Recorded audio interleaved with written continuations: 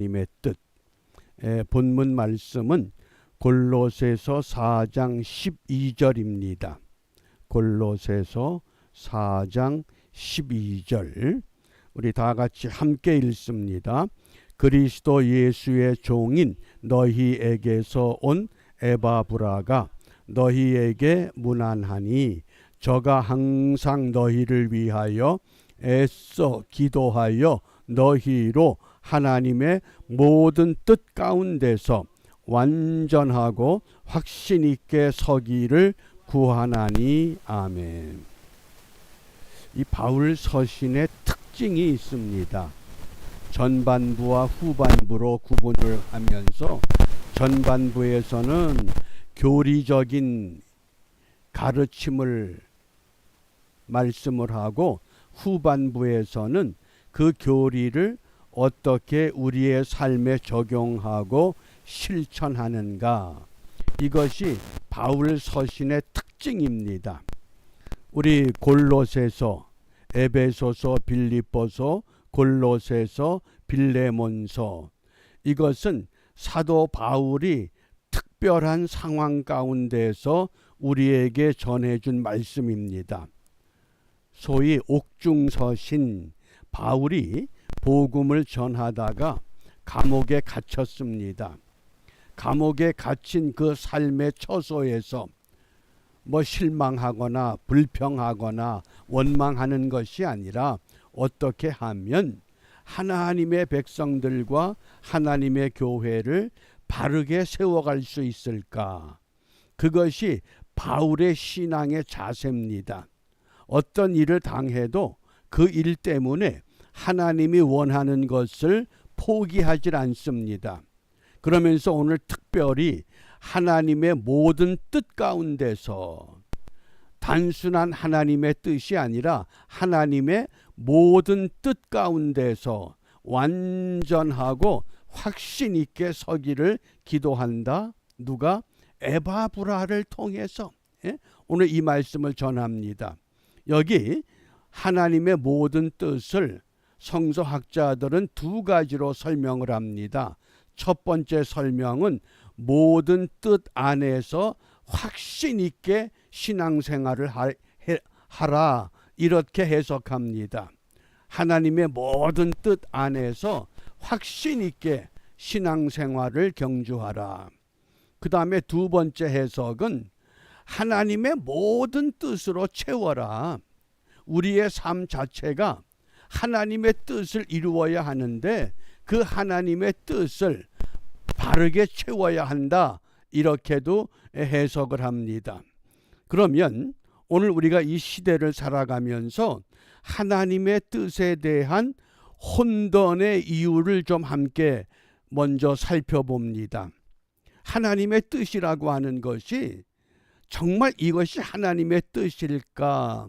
이렇게 우리가 의문을 가질 때가 많습니다.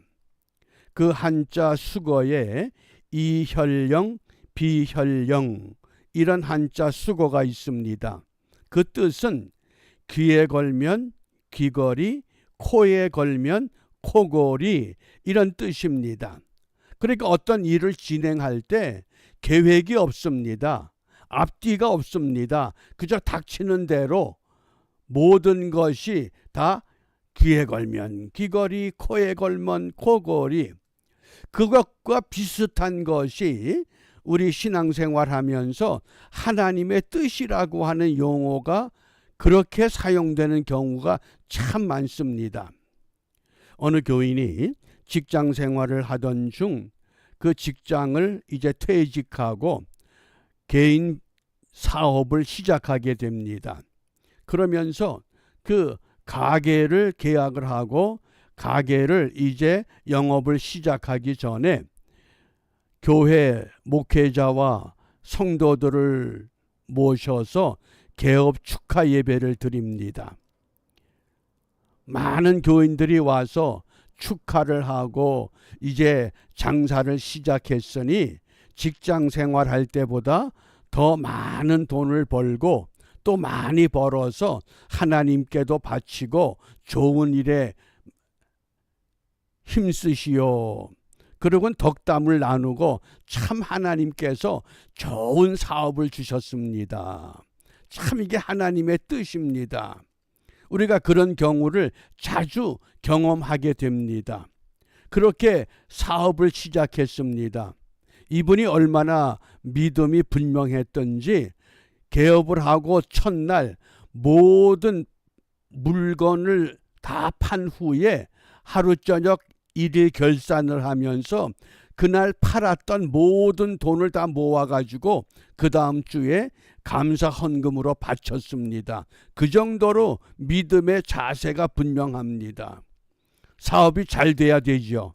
그런데 이상하게도 그 잘 될 것 같은 사업이 얼마 후에 문을 닫게 됐습니다. 문을 닫게 된 결과 교인들은 또 그분을 만나서 위로합니다. 그것도 주님의 뜻입니다. 그럼 어떤 게 주님의 뜻입니까? 가게를 시작할 때 번성해서 많은 물질을 가지고 봉사하고 섬기는 것이 주님의 뜻이라고 이구동성 덕담을 나누고 축하했는데 얼마 후에 가게 문을 닫게 되면 망하는 것도 주님의 뜻이라 그러면 그런 것을 가리켜서 이혈령 비혈령, 귀에 걸면 귀걸이고 코에 걸면 코걸이가 되는, 어떻습니까? 그런 경험 없습니까?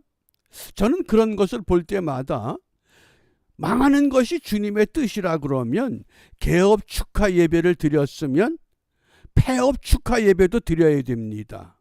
그런데 이제까지 폐업을 축하하는 예배 드리는 경우를 볼 수 없었습니다. 그렇다고 하면 이건 무엇이냐? 하나님의 뜻이 잘못 사용되는 사례라고 하겠습니다. 과연 하나님의 뜻이 무엇이냐? 시작해서 번성하는 게 뜻이었다가 또 어떤 때는 문을 닫고 망하는 게 뜻이라 그러면 도대체 우리가 하나님의 뜻은 무엇이라고 이해하고 어떻게 깨우쳐야 되겠는가? 또 두 번째 예를 들어봅니다. 어느 분이 정기적으로 건강검진을 하게 됩니다. 건강검진하는 중에 놀랍게도 몸에 종양을 발견했습니다. 암의 초기라고 그럽니다. 그러니까 의사가 입원을 시킨 후에 그 종양을 제거합니다. 그런데 종양을 제거하는 수술하는 과정 속에서 종양이 그곳에만 있는 것이 아니라 나타나지 않았던 종양이 온 몸에 번졌습니다. 더 이상 손을 쓸 데가 없는 그런 상황이 됐습니다. 처음에 종양을 발견했을 때 성도들이 병문안 와서 얼마나 감사하냐. 정기검진 때문에 암을 발견했대. 이게 주님의 뜻이야. 그러고는 얼마 후에 이분이 온몸에 암이 전이돼서 세상을 떠났습니다. 장례식장에서 또 뭐라고 얘기하는 줄 아셔요? 이것도 주님의 뜻이야. 그렇게 위로하는 겁니다. 위로할 말이 없어서 주님의 뜻이라고 한다면 과연 그것이 바람직한 우리의 용법인가? 그러면서 그 이야기를 우리가 깊이 생각해 보면 종양을 발견한 게 주님의 뜻이고 그것을 치료하고 수술하는 것이 하나님의 뜻이었다 그러면 죽는 것이 하나님의 뜻이라 그러면 암을 발견하고 암을 치료하는 것은 하나님의 뜻에 거역한 것이 되고 맙니다. 그러니까 앞과 뒤가 다르다는 겁니다. 그런 것을 일컬어서 귀에 걸면 귀걸이고 코에 걸면 코걸이라고 우리가 가르치는 겁니다. 그 다음에 세 번째 예가 있습니다.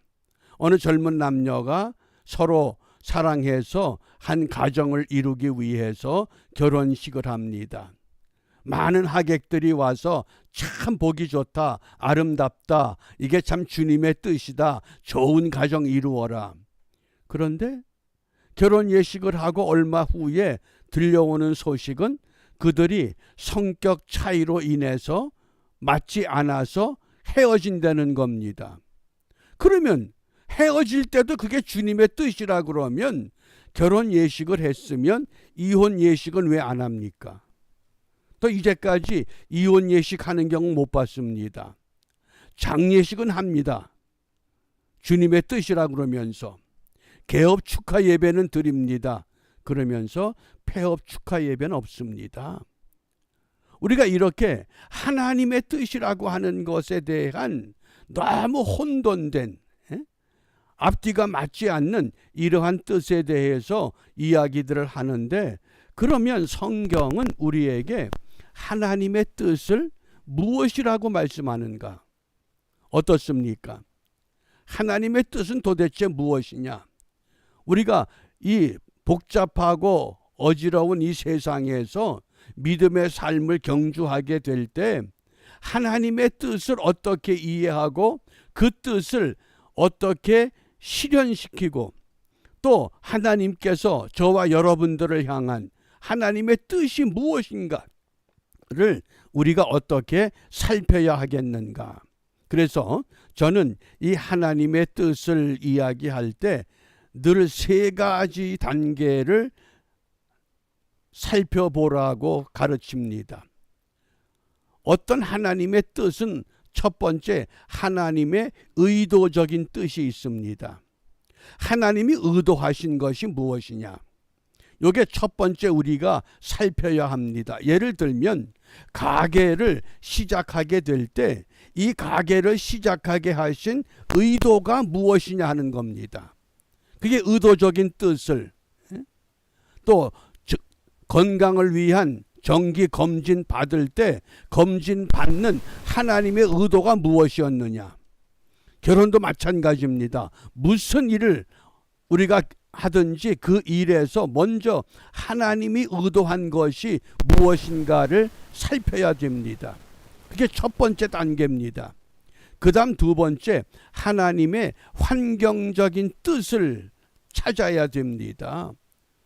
사업을 시작했는데 사업이 잘 되다가 무너지게 되면 그 무너진 건 환경입니다. 그 환경에서 하나님이 무엇을 말씀하시느냐? 무엇 때문에 문을 닫느냐? 무엇 때문에 암이 온몸에 전이 됐느냐? 무엇 때문에 서로 사랑하던 사람들이 나누어지느냐? 그 환경적인 뜻이 있습니다. 우리가 그 뜻을 정확히 이해해야 됩니다. 그리고 세 번째 단계가 하나님의 절대적인 뜻입니다.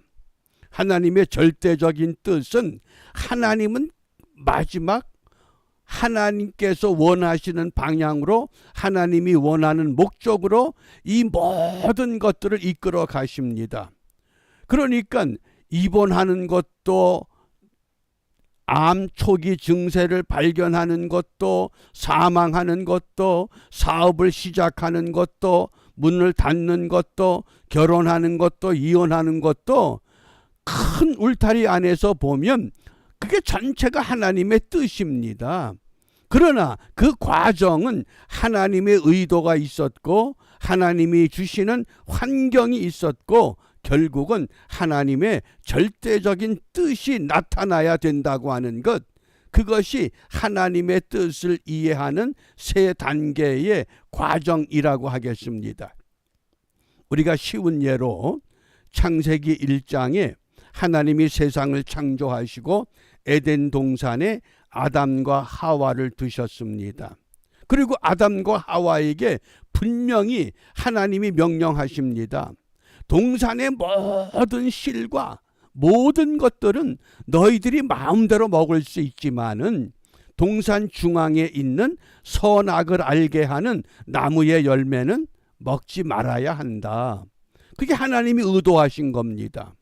그런데 사탄이라고 하는 이 사탄의 유혹자가 아담과 하와의 마음을 흔들어댑니다. 그 사탄에게 속았습니다. 속아서 먹지 말라고 했던 그 나무의 열매를 따먹고 말았습니다. 하나님이 의도하신 것을 이루지 못했습니다. 그래서 두 번째 닥쳐온 아담과 하와에게 환경적인 뜻이 그들에게 임하게 됩니다. 어떤 환경에 처했습니까? 에덴 동산에서 쫓겨납니다. 그리고 아담은 어떻게 살아야 됩니까? 땀을 흘리면서 저주받은 땅에서 먹거리를 생산해야 합니다. 수고해야 됩니다. 땀을 흘려야 됩니다. 그게 환경입니다. 그러면 하와는 또 어떤 환경에 처했습니까? 해산의 수고라고 하는, 또 남편에게 그 지배를 받아야 하고 남편을 사모하면서 살아야 하는 그런 환경 가운데 살았습니다. 그런데 아담의 환경이 몇 년이었습니까? 아담이 자그만치 930년 동안 살았습니다. 930년 동안 한번 상상해 보셔요. 죽을 줄 알았겠습니까? 930년을 살다 보니까 나는 안 죽는 모양이다. 그런데 어느 날 갑자기 930년을 살고 죽습니다. 그게 환경입니다. 그러면 그 환경으로 하나님의 뜻이 끝난 것이 아니라 첫째 아담을 통해서 둘째 아담을 예표하셨습니다.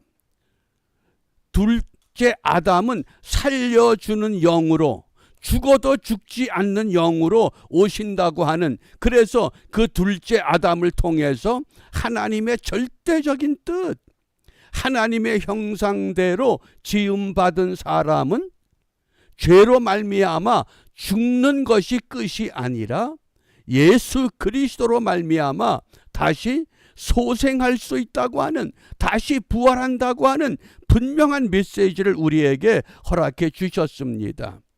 그것이 하나님의 뜻에 대한 이해 단계라고 하겠습니다.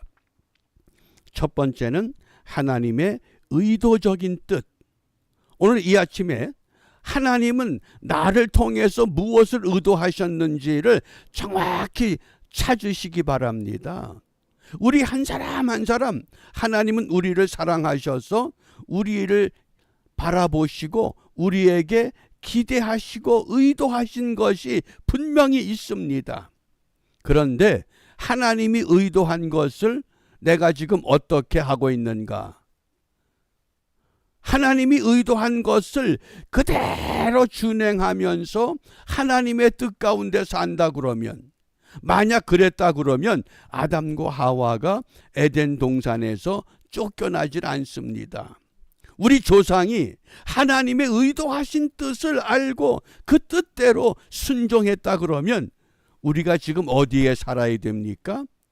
그 좋은 낙원, 그 좋은 에덴 동산, 우리가 그곳에 머물러야 하는데 의도적인 것을 성취하지 못했기 때문에 전 세계에 흩어져서 고생하고 병들고 실패하고 사건과 사고에 휘말리고 생각도 못한 고민과 아픔과 슬픔을 경험하면서 살아갑니다. 그게 하나님의 환경적인 뜻이라는 겁니다. 우리가 이제 이것을 예수님의 십자가로 다시 한번 옮겨보시기 바랍니다. 첫째 아담이 그 생명을 잃어버렸지만은 그 아담이 930년을 살았을지라도 그 생명은 흙이니까 흙으로 돌아가야 된다고 하셨습니다. 흙으로 돌아가는 것으로 끝나는 것이 아니라 둘째 아담은 살려주는 영이 되셨다 말씀하시면서 그 살려주는 영으로 말미암아 이제 우리는 죽는 것이 끝이 아니라 그 다음 세계로 옮겨갈 수 있는 단계를 우리에게 약속하셨습니다. 그 하나님의 절대적인 뜻을 이루기 위해서 오늘 하나님께서 그 아들을 이 땅에 사람의 몸으로 보내십니다. 예수님께서 사람의 몸으로 이 땅에 오셨습니다. 이제 우리가 다음 주일 대림절 첫 번째 주일인데 예수님이 오시는 그 은혜를 기다리는 절기입니다. 그러면 예수님께서 이 땅에 오셨을 때 하나님이 의도하신 것이 무엇이었겠는가? 그 예수를 모든 사람들이 믿고 그 예수를 메시아로 인정하면 어떻게 되겠습니까? 아마 세상이 뒤집어질 겁니다. 이제까지 있던 자연재해, 지진, 전쟁, 인간들의 투쟁, 싸움, 온갖 추악한 것들은 다 멈추어지고 예수 안에서 화목할 수 있는 좋은 시대를 누릴 수 있었을 텐데, 그만 유대인들이 우리가 기다리던 메시아가 아니구나, 먹을 걸 만들어주고 병자를 고치고 죽은 사람을 살리고, 야, 이분이 정말 우리가 고대하던 메시아 같구나. 그런데 시간이 지나면서 유대인들이 원하던 메시아의 모습이 아니라 결국은 십자가의 모습을 받게 됩니다. 저는 로마 군병들이 십자가에 예수님을 못 박을 때에 정말 극적인 드라마를 한번 생각해 봅니다.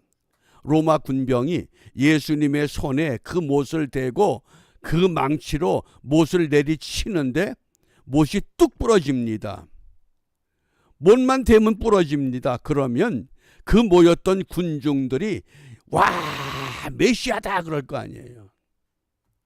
또 로마 군병이 망치로 그 못을 내리치는데 그 망치가 툭 튕겨나서 로마 군병의 이마를 강타해 버리면 얼마나 놀라겠어요.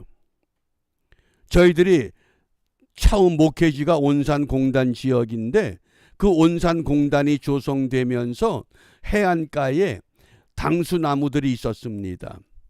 공장 부지를 설계하고 그 나무들을 다 베어내고 그곳에 공장을 세워야 되는데 이상한 일들이 벌어졌습니다. 당수나무를 자르려고 하면 그 자르려고 시도했던 사람이 그날 밤에 죽습니다. 얼마 후에는 포크레인 기사가 그 당수나무를 뽑으려고 그러는데 포크레인 기사가 죽습니다. 이렇게 두 번쯤 그런 일이 벌어지다 보니까 당수나무를 베지를 못하는 겁니다. 그리고는 광고하기를 이 나무를 자르면 그 당시에 몇백만 원을 주겠다, 이런 광고까지 났습니다. 어떻습니까? 귀신도 그렇게 놀라운 일을 펼쳤는데 하나님의 아들이신 예수님께서 십자가에 못이 박힌다? 왜 그렇습니까? 또 저 얼마 전에 서울에서 새벽 기도회에 갔다 오던 60대 여성 한 분과 70대 80대 여성이 새벽 기도회를 마치고 집으로 돌아가기 위해서 건널목에 신호등이 건너는 표시가 돼서 길을 건너는데 신호를 무시한 자동차가 들이받아서 세 사람이 죽었다는 겁니다. 저는 그 기사를 보면서 참 하나님 이상하시다. 그 나이 많은 분들이 새벽에 교회 가서 새벽 기도를 하고 돌아오는데 왜 그런 끔찍한 사고로 죽게 놔두시는가?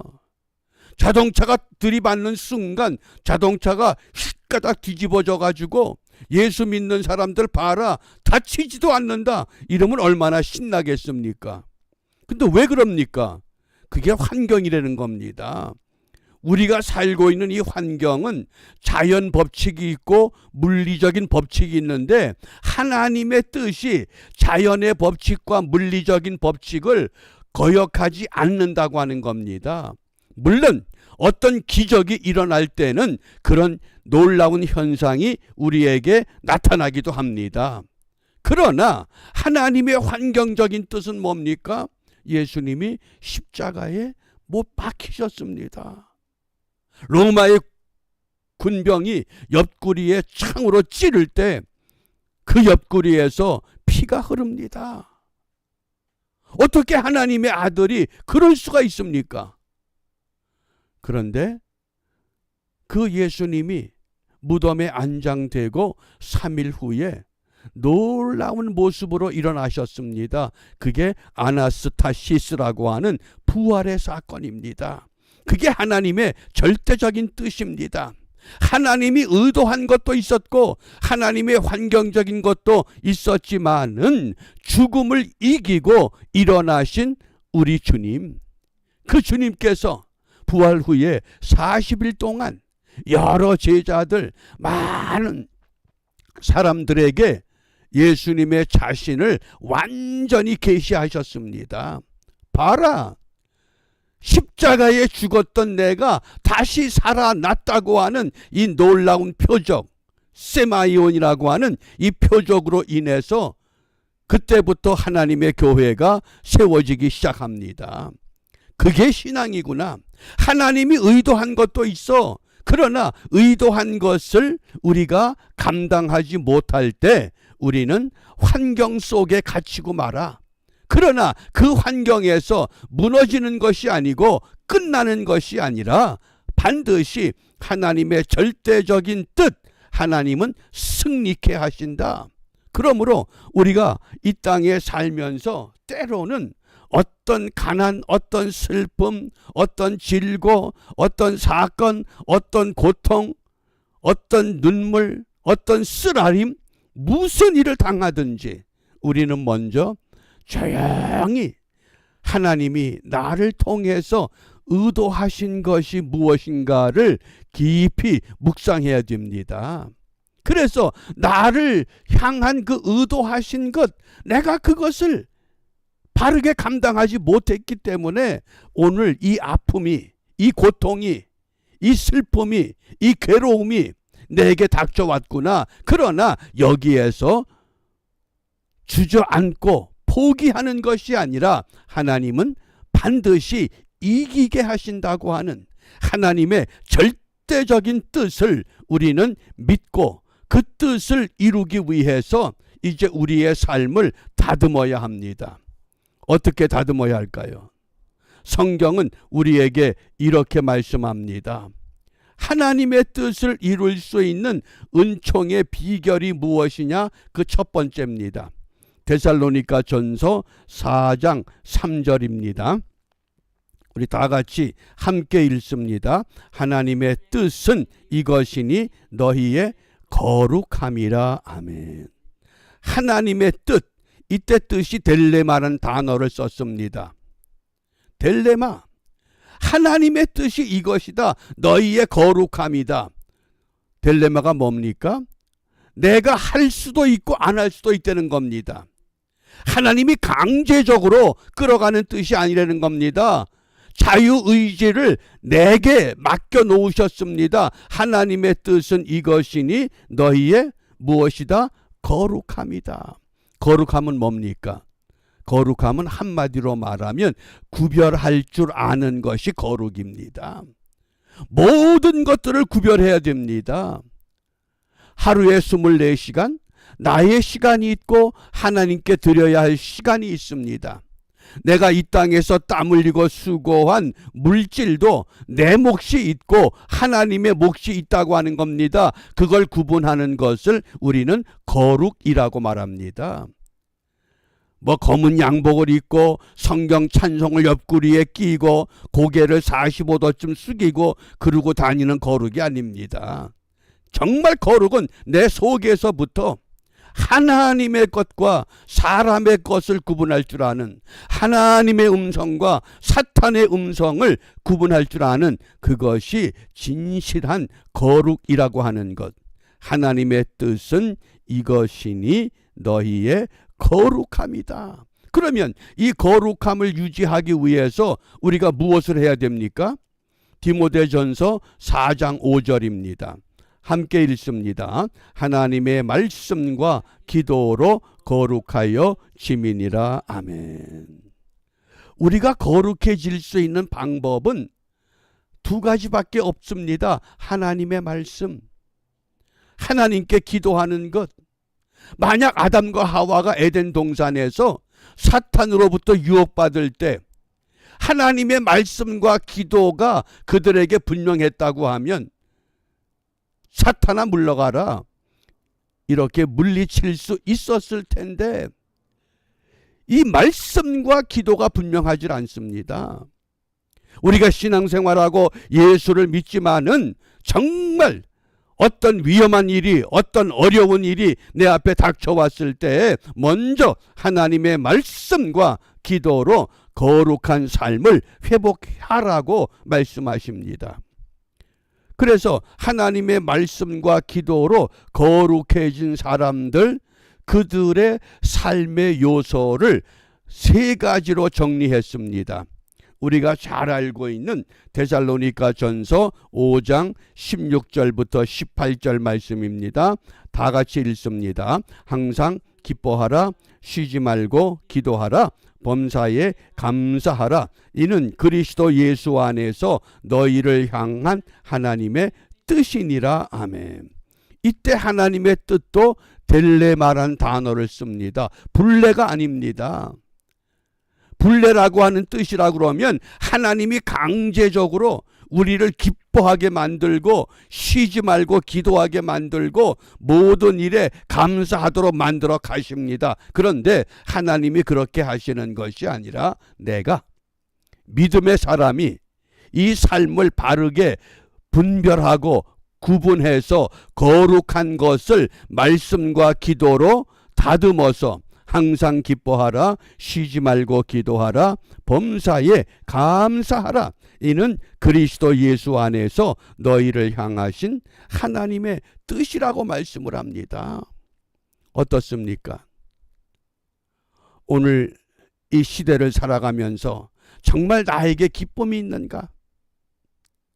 정말 나는 무슨 문제를 만나든지 기도부터 하는가? 모든 일에 감사가 가능한가? 그렇지 못하다고 하면 오늘 사도 바울은 골로새서 4장 12절 말씀을 통해서 다시 한번 우리에게 호소합니다. 너희로 하나님의 모든 뜻 가운데서 모든 뜻, 의도하신 것, 환경적인 것, 절대적인 것, 이 모든 뜻 가운데서 완전하고 확신 있게 서야 된다. 오늘 이 아침에 저와 여러분을 향한 하나님의 모든 뜻이 무엇이겠는가? 우리가 함께 부를 찬송이 내 주여 뜻대로 행하시옵소서, 이 찬송입니다. 내 주여 뜻대로 행하시옵소서. 독일의 종교개혁이 일어나고 개혁교회의 목회자들이 많이 부족했던 때가 있습니다.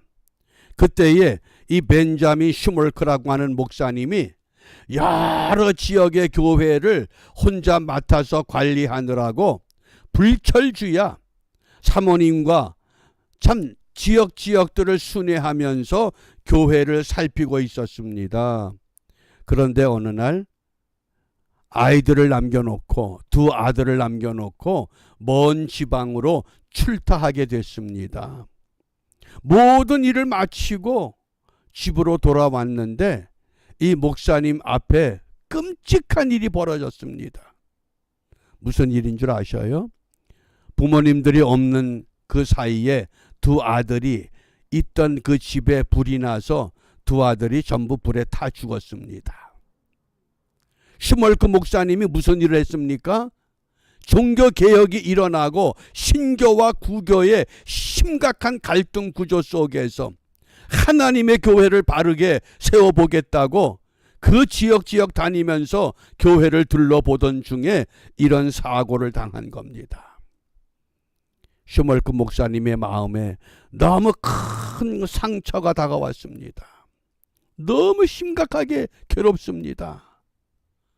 그런데 평소에 항상 기뻐하라, 쉬지 말고 기도하라, 범사에 감사하라, 이렇게 성도들에게 가르쳤는데 막상 내가 그 어려움을 당할 때 나는 무엇하느냐? 그 생각이 들었습니다. 번쩍 정신을 차리고 산속에 들어가서 무릎을 꿇습니다. 하나님, 어떻게 하면 좋아요?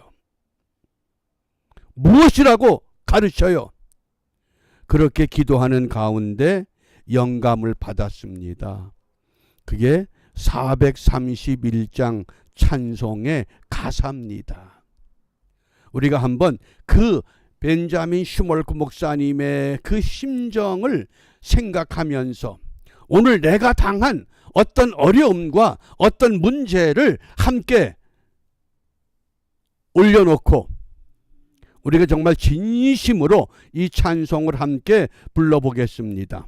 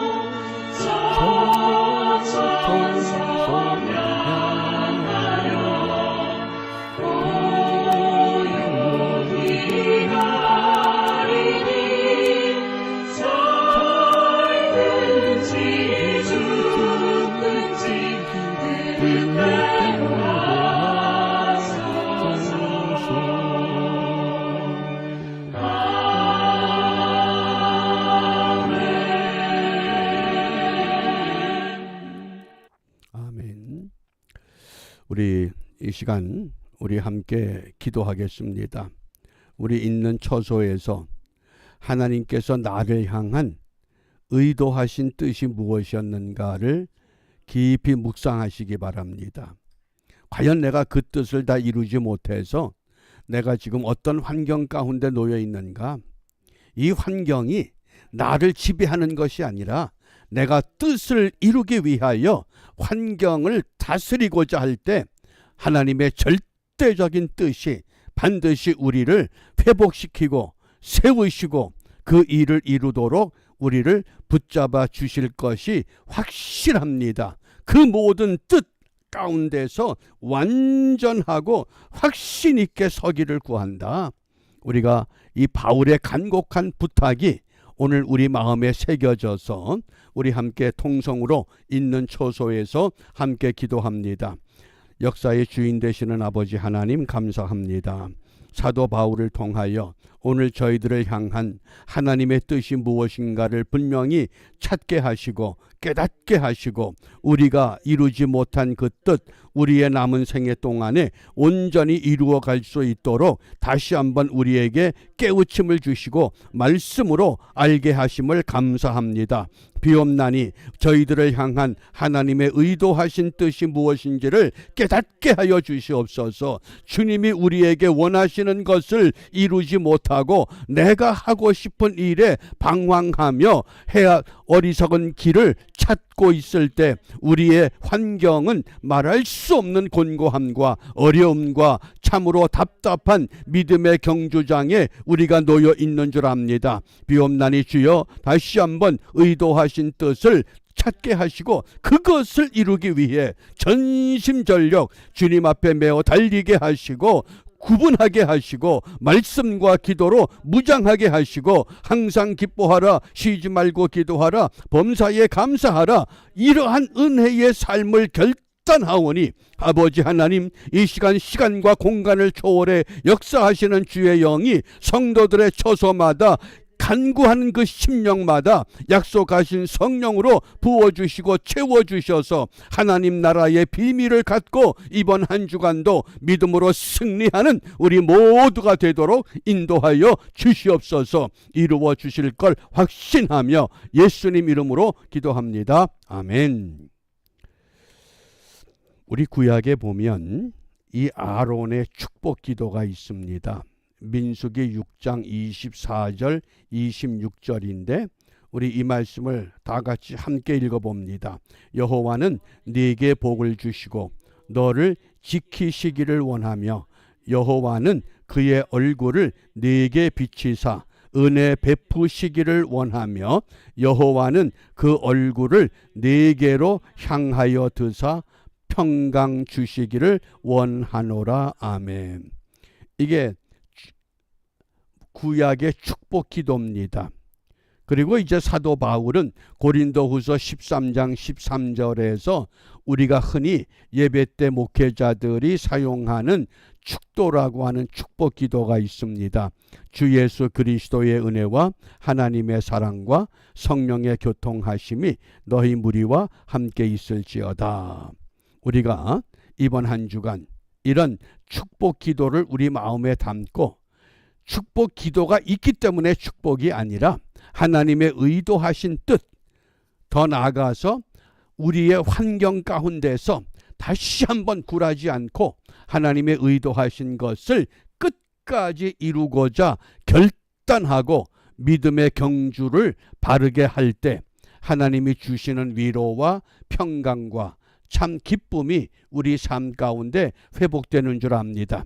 이런 은혜가 우리가 함께 경험되는 은총의 한 주간이 되기를 소망하면서 우리 다 같이 주님께서 가르쳐 주신 기도로 우리 온라인 예배를 마치겠습니다. 하늘에 계신 우리 아버지, 아버지의 이름을 거룩하게 하시며 아버지의 나라가 오게 하시며 아버지의 뜻이 하늘에서와 같이 땅에서도 이루어지게 하소서.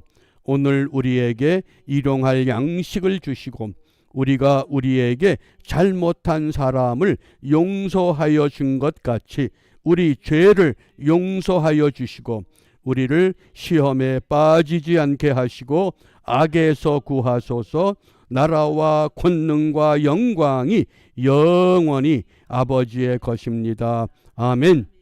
아멘. 마치겠습니다.